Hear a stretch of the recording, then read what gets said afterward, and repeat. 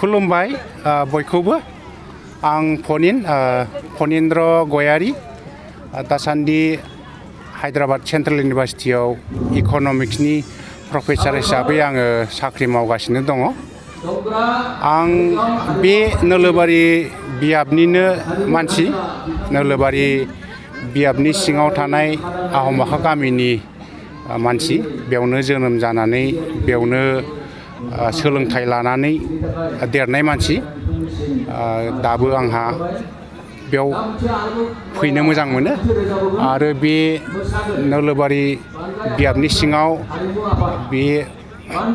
बाथौ आफादनि गिदिर बिदि कनफारेन्स जानायखौ खोनानानै आङो जोबोद गोजोनदों आरो बुंदों जे प्रग्रामाव होबासो आङो अफिसियेल लिभ लानो हायो होननानै बेवहाय फैनो थाखाय आङो प्रग्रामाव होदों नङाबा ओरैनोबाबो आङो बन्द थायोबा फैखागौमोन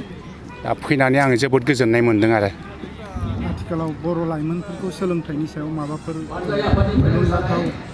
बाथ्राफोर फोरमायगोन नामा? जोबोद मोजां बाथ्रा जोङो धोरोम जौगानाय हारि जौगानाय गासैबो जौगानायाव जोंनो सोलोंथाइ नांगौ बियो साख्रि मावनायनि थाखायल' नङा जोंनो बेफार खालामनो बा मेथाइ खनगिरि जानो बा जोङो सासे गिदिर गेलेगिरि जानो बा गिदिर पलिटिसियान जानो थाखाय जोंनो बयनोबो लेखा नांगौ लेखा फरायनायजों लोगोसे जोंनो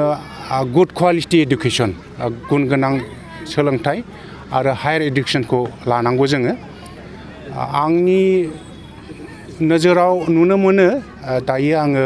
गुबुन जायगायाव साख्रि मावनाय गुबुन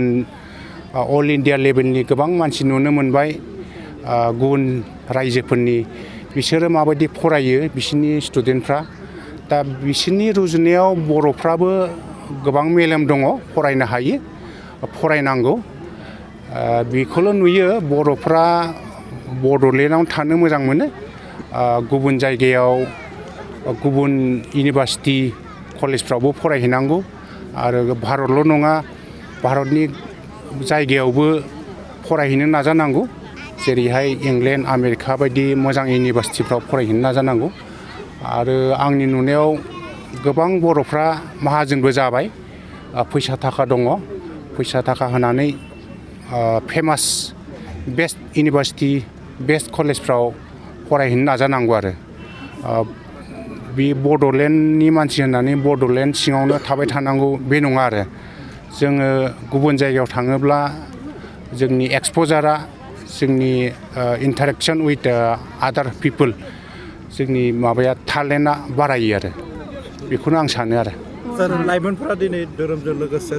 सोलोंथाइजों लोगोसे धोरोम बिथिङावबो गोबां बेबायदि बाहागो लानांगौ होननानै दङ नाथाय खिन्थु जों नुनो मोन्दों जिहेतु बिथांमोना धोरोमजों सोमोन्दो लायालाबानो दिनै जौ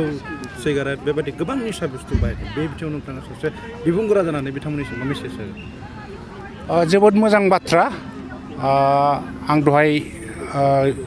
आंनि बिबुंथियाव बुंलांखाबाय जोङो बे गोजौ सोलोंथाइ लानोबा जोङो जिउआव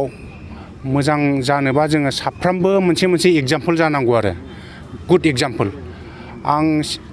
क्लास 8 ना 9 फरायबा चरन नार्जारिनि मोनसे रायथाइ फरायदोंमोन बे रायथाइनि मुङा जादों जोंनो सोरांनांगौ बेवहाय बुंदोंमोन जोङो साफ्रोमबो गाव गावनो फार्स्टआव मोजां मानसि जाग्रोनो नाजानांगोन मोजां मानसि होनोब्ला जोङो जेरैहाय जोङो मोजां देहा लानाय मोजां धोरोम फालिनाय मोजां बेबहार खालामनाय मोजाङै दावगालांबाय थानाय बेफोरबायदि दा बै इनफ्लुयेन्सखौ लानानैनो आं मोजां जाग्रोनांगोन गुबुनखौ फोसाबनायनि सिगां आं मोजां जाग्रोनांगोन होननानै समाय लादोंमोन दा बे हिसाबैनो आङो जौ लोंनायखौ नागारदों सानसेनो हाया लासै दायो आं